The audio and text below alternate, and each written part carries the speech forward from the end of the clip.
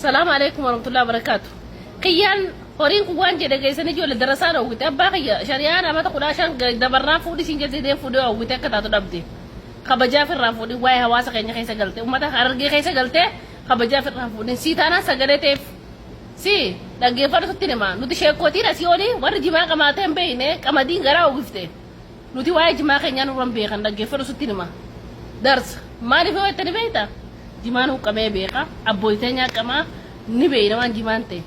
wanda mi ci don koron dafka kun je jala sera lagi fada namni jima gize da beje ha dan be kuje kiya don koro ha dan be kan namni lagi fadu nuti takkaji wala narge hada khabaju male abba khabaju male takkajalan de fadda kana no biranti wasima namni oromiya ko ta ko takkai sala hada fe bule khabaju hawasa bakabiroti du felle khabaju hinjir walla karargeti mal jani ndi way tararge harar ya fikra agar takazalin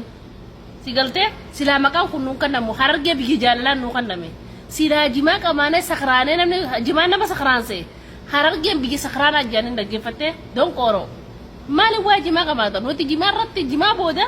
mi dale be na jima namni jima nya tan hum belo to ko fadu kubal len kam lamma fay ci xiji barbadeti tana bu waji ma on be na be ko je nuti wara kama di figarte bo kollo gara ustemiti nuti ko ndabbe na kabe nya xeyna jima ni lubutenya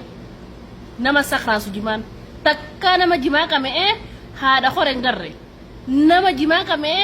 jijjiga mana gare ngarre nama dalagu male namnu man oromo ma kaysa si versi oromo da fada babo je warra kame to don de beita garu warra kitab tafsir gode warra kame kare rai akasati sitti magadin silaka wada ge faddu hori warri ko be de fana oromo din barra istu fi khidabati jedem dun kana heji kasi asati si hika tafsir si gode warra fana warra jiba kame hal kallam ban si tafsir gode karage gotumma da ni kamane tilafakane bafena dukkerra qabna sigalte hun qabenya kenya gaza kenya maka khasundan de sheikh darasa awute likite di dabadu namni likite sibeka ana bab de sin kab wallahi de lagan sigora da sheikh al mutalaq rabbi talaq ad-dunya ragado jaddal munafiq wallahi sifin do fasaga na khay ko manti sifin do famas de beti